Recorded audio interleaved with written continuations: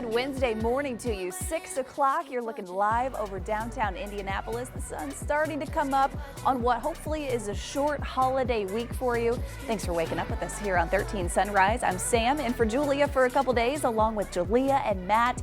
And we have been talking all morning about how nice it felt. Yes, yesterday, you can already tell a difference out there again today. How ready we were for just a little bit of a break. We thought we were ready for summer, but we are glad to have this tiny little break just from the humidity. If the humidity is not bad, then the sun is not bad either. Exactly. It doesn't take much for us to get excited about here in the summer, but it's going to last maybe another day or two, so you're going to enjoy it today. I think you really noticed it this morning. I don't know if you guys noticed as soon as you got out of your car to walk in. I wasn't sweating when I got You weren't sweating already. That's right. Sweating already at 3 a.m. like some of these other mornings.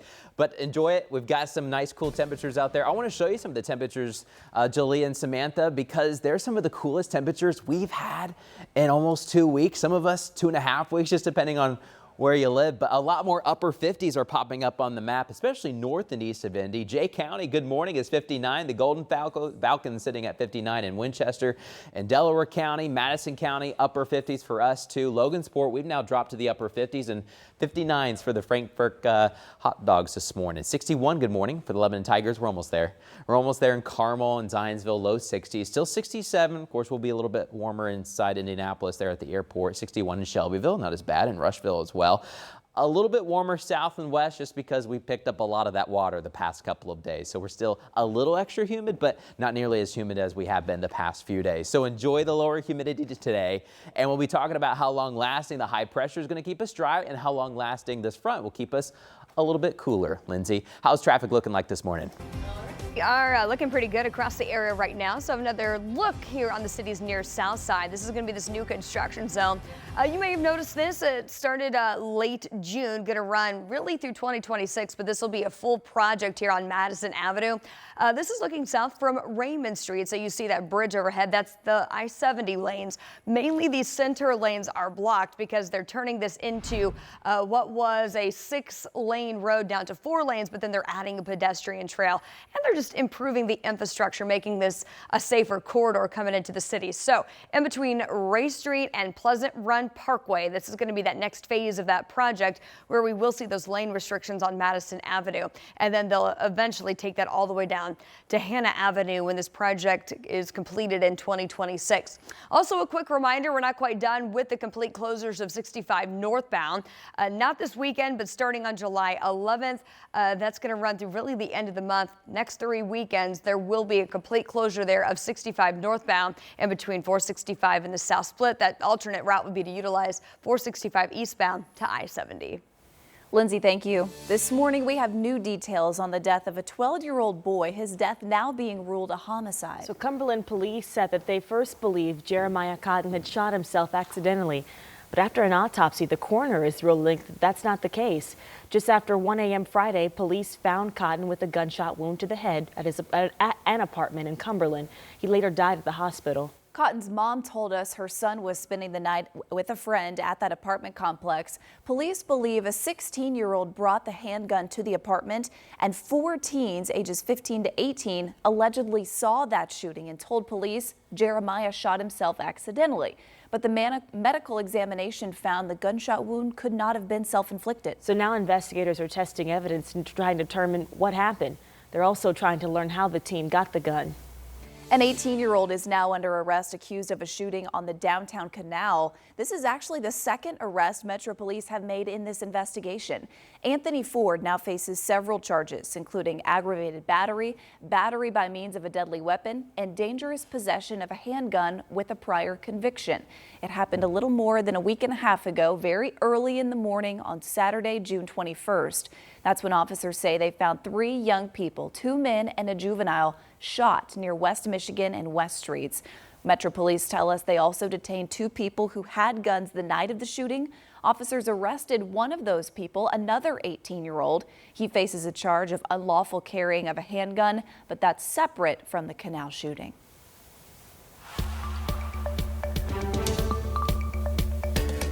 Now to a Colorado story with an Indiana connection. Barry Morphw was back in court, charged again with the death of his wife. Suzanne Morphw is an Indiana native. She disappeared back in 2020 on Mother's Day. Her remains were found 3 years later in Colorado.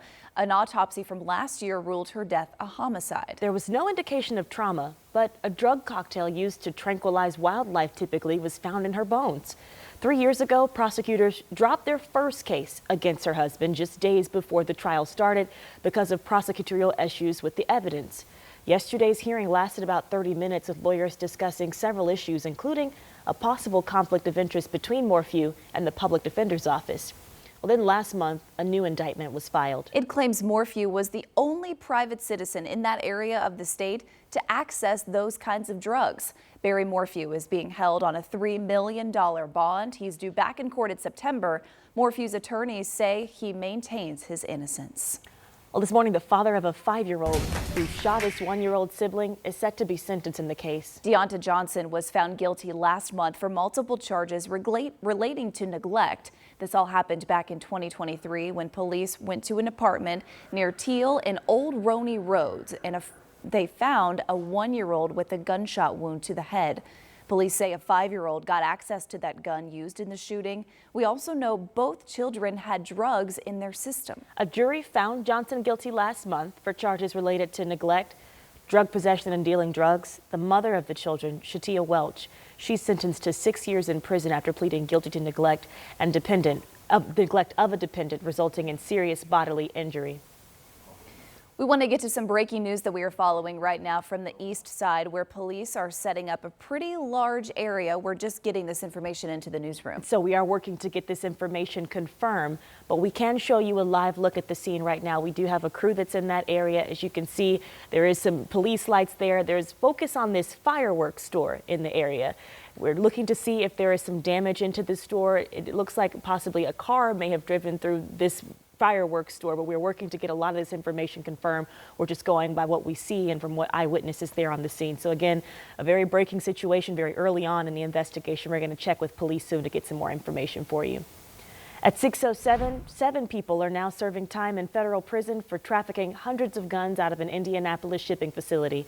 The Justice Department says 2 employees at the facility stole 240 guns from several shipments headed to different states and then gave them to multiple people to sell, including convicted felons. Now, since the thefts, those stolen guns have been linked across the country.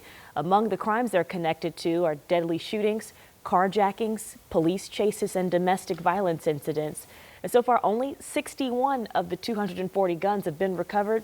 The 7 people involved are serving a combined 25 years in federal prison. Well, after spending nearly a decade fighting to curb gun violence in Indianapolis, this story ended when a bullet took this one man's life in a shooting on the east side. Now, Ron G. Fryson's family and friends, they're working to keep his legacy alive.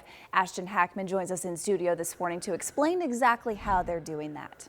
Yeah, and the news of his death last July impacted so many here in the community. Ron G. spent years pushing for peace in Indianapolis until he too became a victim of the same violence he tried to end. G. started Ceasefire India in 2016.